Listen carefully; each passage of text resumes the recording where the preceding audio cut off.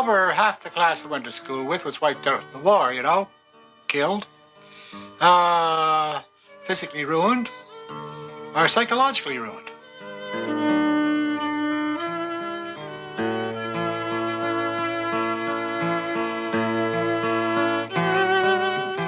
In this brains over-tempered, consider that the fire was want and the hammers were fists. I tasted my blood too much to love what I was born to. Playmates? I remember where their skulls rolled. One died hungry, 9 gray parched planks. One fell and landed so hard he splashed. And many come up atom by atom in the warm casts of Europe. My deep prayer a curse. My deep prayer the promise that this won't be. My deep prayer my cunning, my love, my anger, and often even my forgiveness, this won't be and be.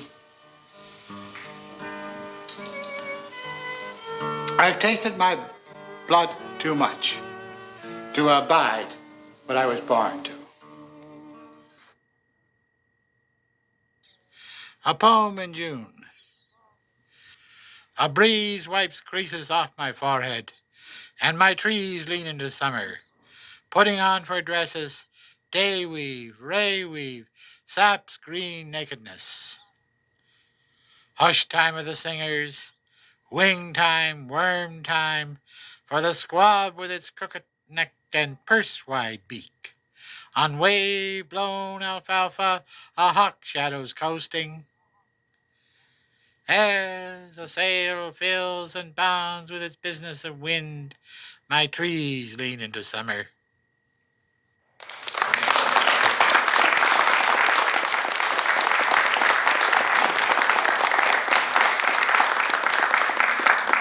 I recognize you.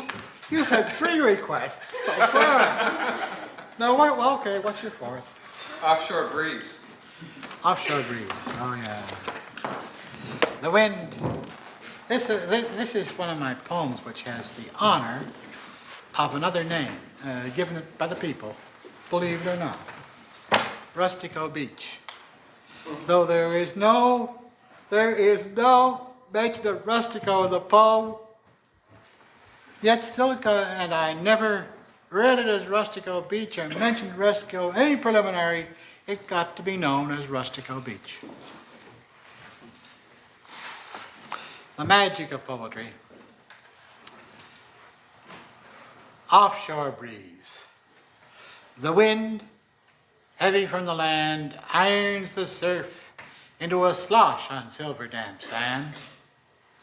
The seas, gray and crocheted with ripples, but shadows the backs of waves, lengthen and lapse in the dim haze,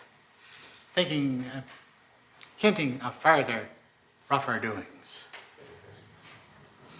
The boats went out early, but now come worms slow through haze and distance. Their gunnels invisible, the men and engines dots moving on a spit of foam. They travel past my vision, past that red jag of a headland to harbor. Very good.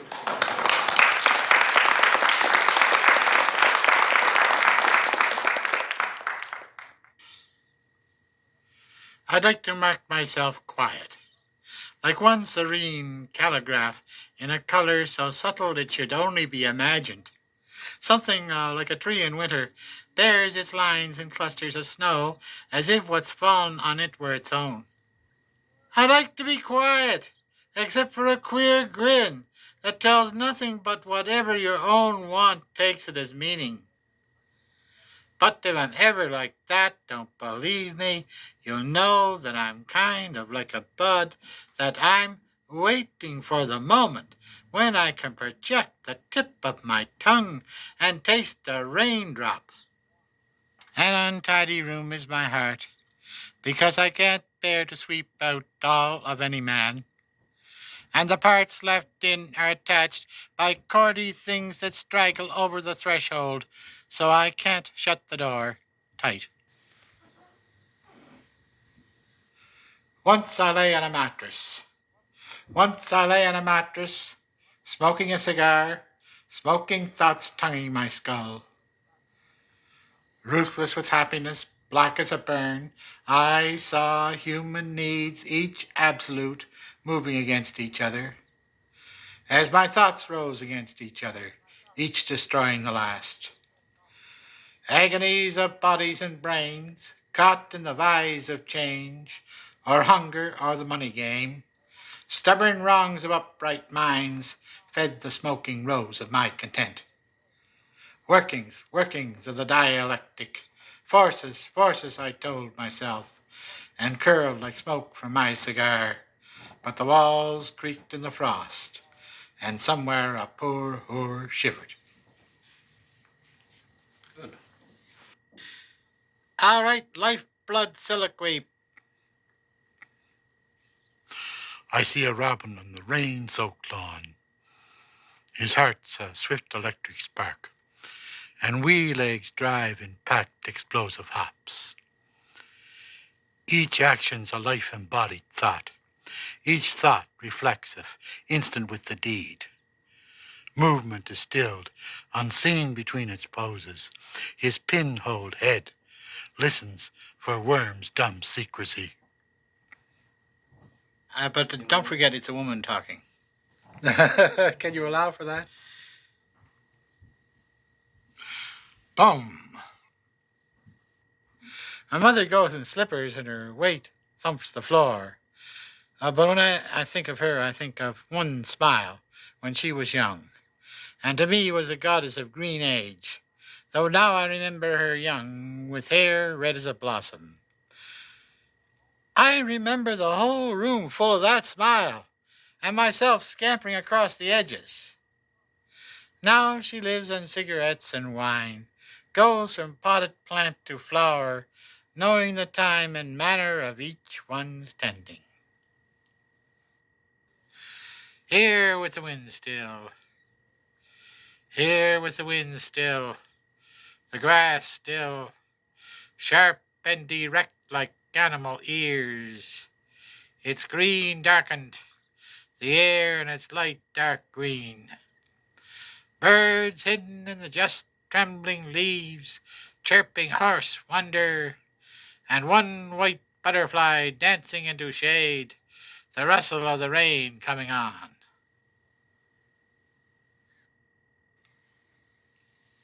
The island. Since I'm island born, home's as precise as if a mumbly old carpenter, shoulder straps crossed wrong, laid it out, refigured to the last 3/8 of shingle. Nowhere that plough-cut worms heal themselves in red loam, spruces squat skirts in sand, or the stones of a river rattle its dark tunnel under the elms, is there a spot not measured by hands? No direction I couldn't walk to the wave-lined edge of home. In the fanged jaws of the Gulf, a red tongue. Indians say a musical god took up his brush and painted it, named it in his own language, the island. After the dim blue rain, swarms of innocent flying things, green things, curly-bodied things, things shaped like an arrowhead, tiny with outsized wings. Go wherever the wind wobbles, among pinwheeling swallows, and meet uncomprehended harm in blonde thickets on my forearm. Callum. He had hair like mustard weed, shoulders a scoop, eyes a lake, you see the rocks on bottom, and his voice swung a loop with music and what it said that tangled inside your head. Callum,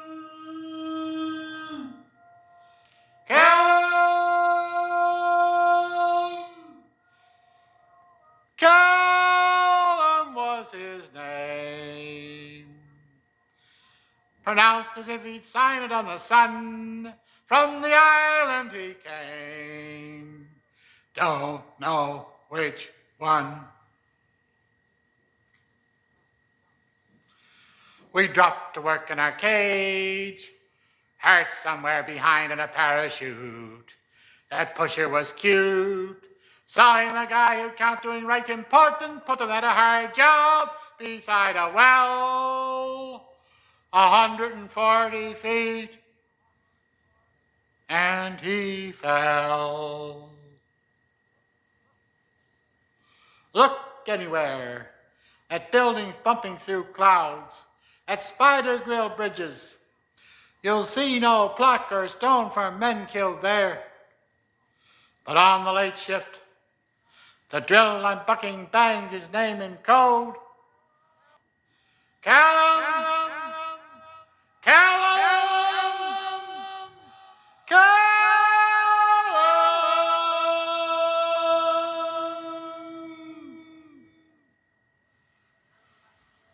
But where the island is, I'll never know.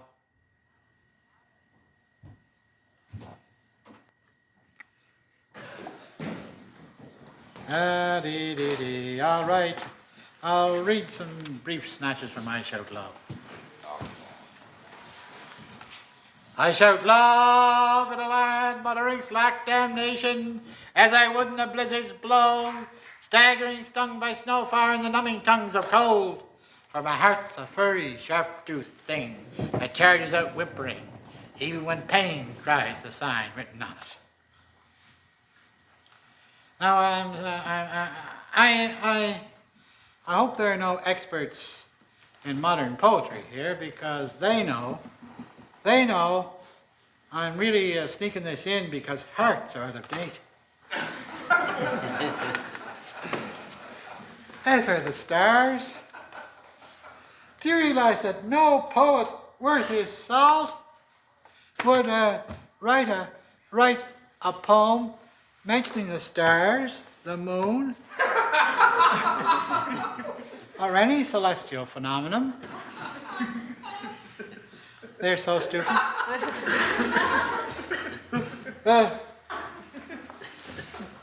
And, you know, when, who was it, Neil Armstrong? Stepped on the moon and put a footprint on it, a line of footprints on it. Poets said the moon was out of date. The first footprint on the moon. And they said, now the moon is out of date. Though actually they hadn't mentioned it for centuries.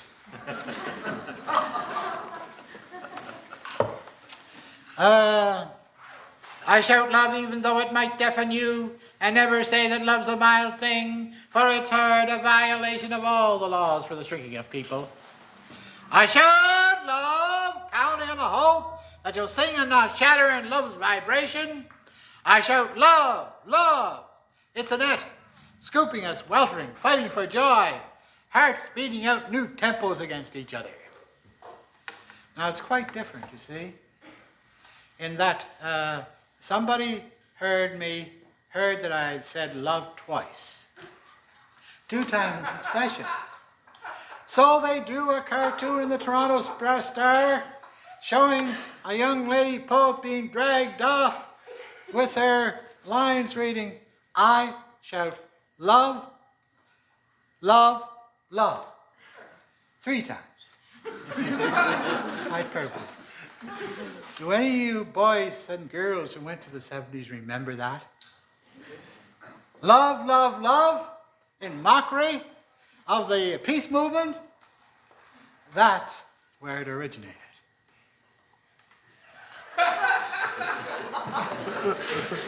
Anyway, so we'll go down. As a matter of fact, a secret I never let out during that peace movement, but I told Diefenbaker when I met him if I would never have gone out on Allen Gardens and challenged the authorities on this poem and made them like it if I hadn't known that Deef had just passed a Canadian Bill of Rights, and there was a Conservative consul in Toronto. And I knew I was bound to win. I knew that every day I stood out in that park and yelled, I shout love, Diefenbaker would be on the phone.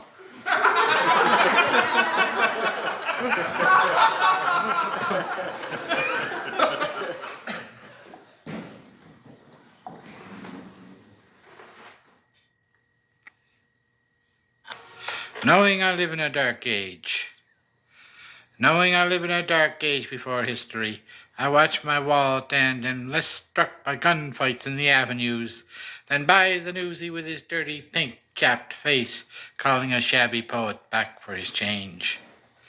The crows mobbing the blinking sun-stupid owl, wolves eating a hamstrung calf hind end first, keeping their meat alive and fresh. These are marks of foresight, beginnings of wit. But Jesus wearing thorns and sunstroke, beating his life and death into words, to break the rods and blunt the axes of Rome, this and like things followed. Knowing that in this advertising rainbow, I live like a trapeze artist with a headache. My poems are no aspirins.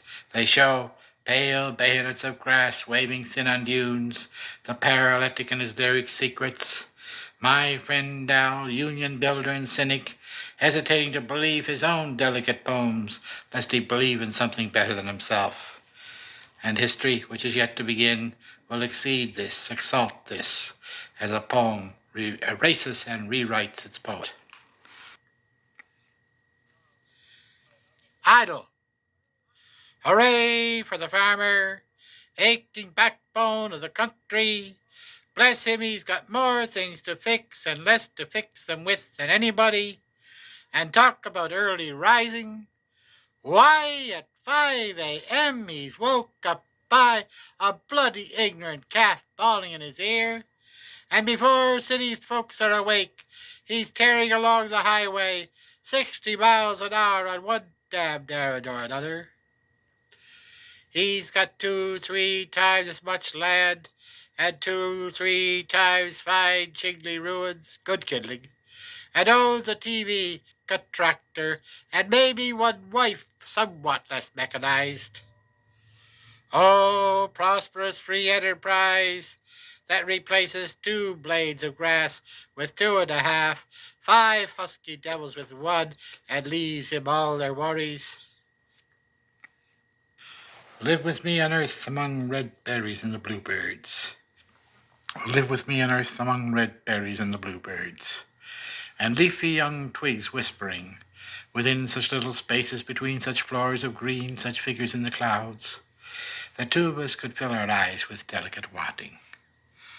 Where stars past the spruce copse mingle with fireflies, or the dayscape flings 1,000 tones of light back at the sun. Be any one of the colors of an earth lover. Walk with me and sometimes cover your shadow with mine. A great pleasure, a signal privilege, a profound honor to introduce the author on that occasion and the author tonight, Milton Acorn.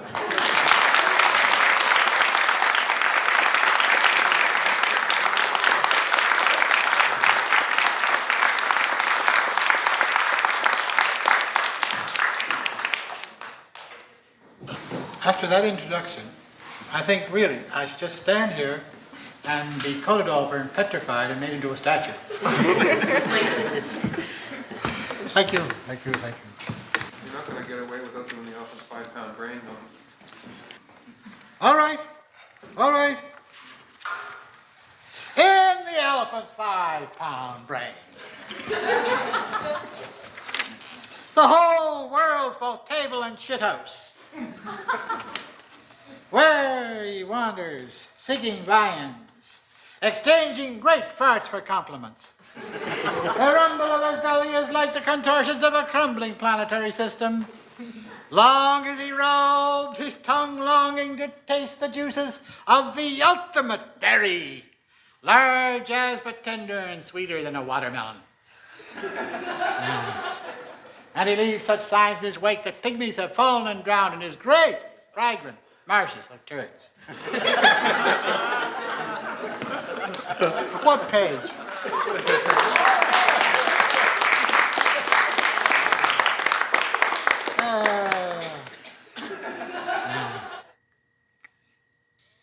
Go, little eyes. Go, little eyes, and get yourselves a proper view. By being birds in it, spill the sky from your throats. With the clouds, balloons for gosh, wow, yeah. Go, the grass flower scented breezes, go, my eyes. Set upon ants' heads, prows of fishing canoes, swinging from charm bracelets, berry-tasting snakes' tongues. Slide down heavenly-looking glass to star grades of sugar. Color your snow 7 ways to fly onto my canvas and paint me hilly. Come you take me like a wasp in amber, fit it onto baby penises, jumping wallaby toes, to tickle the wind a willow away.